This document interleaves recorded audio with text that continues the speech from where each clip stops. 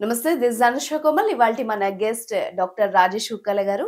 Internal medicine expert. వారితో మాట్లాడదాం. నమస్తే సార్. నమస్తే మా.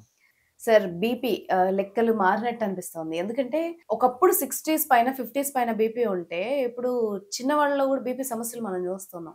ఎందుకొస్తోంది? ఎక్కడ చేంజ్ వచ్చింది? సో, మీ అభిప్రాయంలో హ్మ్. టెన్షన్, మానసిక ఒత్తిడి హ్మ్. పెరిగిందా? తరిగిందా? పెరిగింది సార్. ల్యాక్ ఆఫ్ స్లీప్, హ్మ్. నిద్ర పట్టకపోవడం పెరిగిందా? తరిగిందా? ఆ ప్రాబ్లమ్ చాలా మందిలో ఉంది. వర్క్ ప్రెషర్స్ హ్మ్. పెరిగాయా? తరిగాయా? పెరిగింది. సో, ఈ విధంగా ప్రతిదాన్ని మనం పెరిగిందని చెప్పినప్పుడు హ్మ్. మీ హెల్దీ లైఫ్ స్టైల్ ఎక్కడుంది? పాయింటే. హ్మ్. మనము మన దినచర్యలు హ్మ్. మార్నింగ్ టు ఈవినింగ్ గమనించుకుంటే ఏవైతే న్యాచురల్గా జరగాలో అవి జరగట్లేదు. న్యాచురల్గా జరగడం అంటే ఏంటంటే హ్మ్. ఉదయాన్నే లేయాలి, హ్మ్. బ్రేక్ఫాస్ట్ తినాలి, హ్మ్. సాయంత్రం అర్లీగా డిన్నర్ చేయాలి. ఇది న్యాచురల్గా ఎప్పుడున్న రికమెండేషన్స్. హ్మ్. తినే ఆహారంలో పోషక విలువలు ఉన్నవి ఎక్కువగా తినాలి. సో హ్మ్. నేచర్కి దగ్గర ఉన్న ఆహారం తీసుకోవాలి. హ్మ్.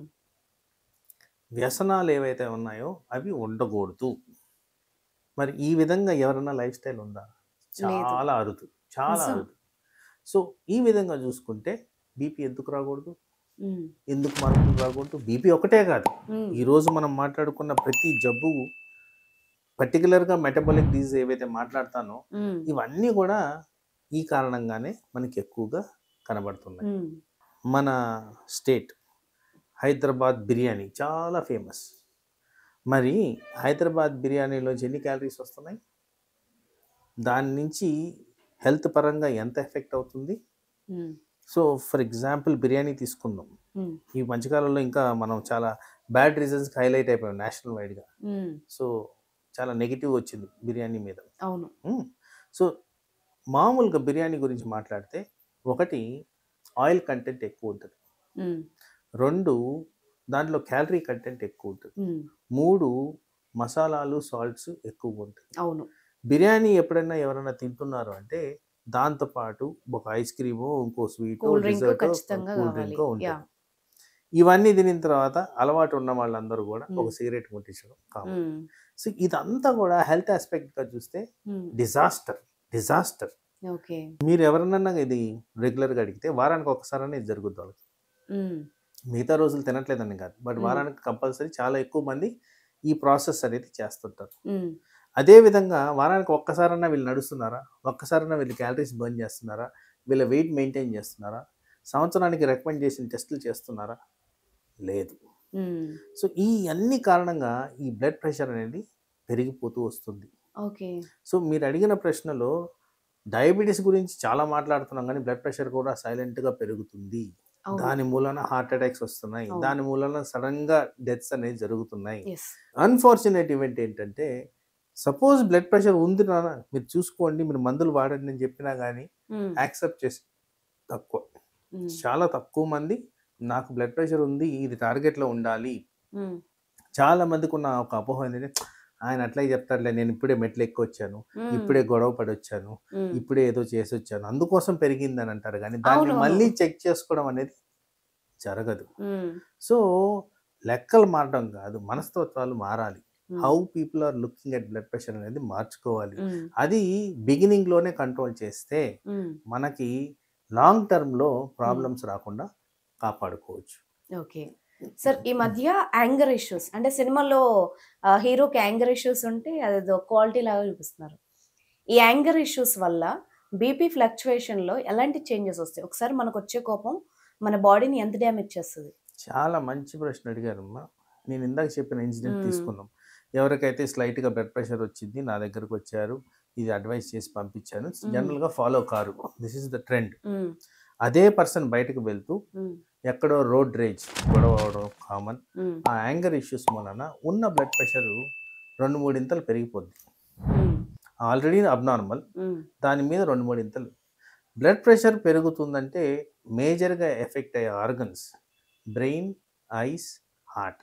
ఇవి చాలా వైటల్‌గా ఎఫెక్ట్ అవుతాయి. సో, అలాంటిది జరిగినప్పుడు మేజర్ అనర్థం కూడా జరిగేదేంటంటే heart attack, brain attack. Or visual blindness ఇలాంటివి జరిగేదానికి ఆస్కారం ఉంది.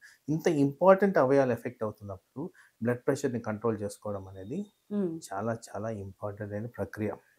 సో సడన్గా ఈ మార్పు వచ్చిన దానివల్ల ఆ బ్లడ్ ప్రెషర్ పెరిగిన దానివల్ల హార్ట్ మీద ఒత్తిడి రావచ్చు, బ్రెయిన్ మీద ఒత్తిడి రావచ్చు.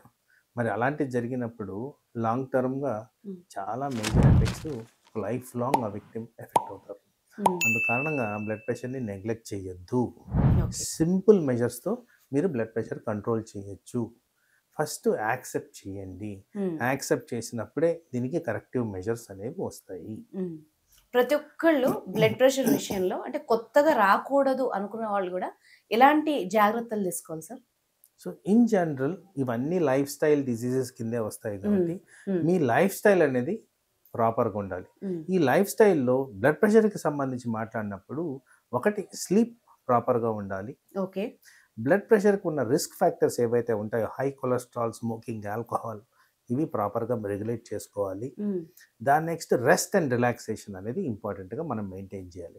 ఇవి మెయింటైన్ చేస్తే మనకి బ్లడ్ ప్రెషర్ గురించి ప్రాబ్లం రాకుండా మెయింటైన్ చేసుకోవచ్చు. ఫుడ్ విషయంలో ఎలాంటి జాగ్రత్తలు తీసుకోవాలి సార్? అంటే ఎంత సాల్ట్ తీసుకోవాలి? అంటే ఈ డౌట్ ఎందుకు అడిగానంటే ఇప్పుడు మనం బయట తింటున్న ఫుడ్స్లో మనకి సాల్ట్ కనిపించదు. చాలా మంది చిప్స్ లాంటివి లేకపోతే ఇంకా వేరే ఫుడ్ ఐటమ్స్ అన్ని తినేస్తారు. వీళ్ళకి సాల్ట్ లెక్కలు తెలియదు. యూజువల్గా మనం ఎంత తీసుకోవాలి?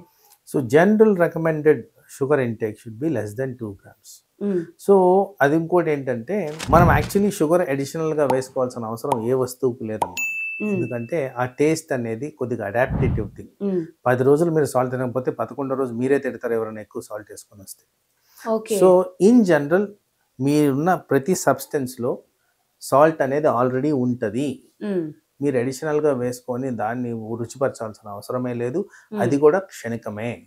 నాలుక దగ్గర వరకే టేస్ట్, తర్వాత ఏమీ తెలియదు. సో అందుకోసం అడిషనల్ సాల్ట్ అనేది తీసుకోవద్దు. Number 1. Number 2, highly processed food avoid చేయండి. నంబర్ 3, ఫ్యాట్ కంటెంట్ ఉన్న ఫుడ్స్ని అవాయిడ్ చేయండి. నంబర్ 4, ఆల్కహాల్, స్మోకింగ్, టొబాకో ఇవన్నీ కూడా risk factors for blood pressure. ఇట్లాంటివి కంప్లీట్గా క్లోజ్ చేసేయండి. ఇలాంటివి చేసిన దానివల్ల బ్లడ్ ప్రెషర్ రాకుండా మనం న్యాచురల్ పద్ధతుల్లో కాపాడుకోవచ్చు.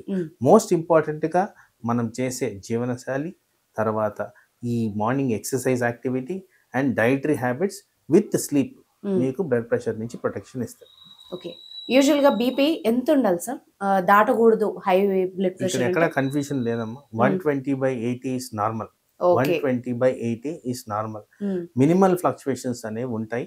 140/90 రాగానే బ్లడ్ ప్రెషర్ కింద కేటగరైజ్ చేయాలి, వాళ్ళకి ట్రీట్మెంట్ ఇవ్వాలి. Okay. Thank you very much sir. నమస్తే.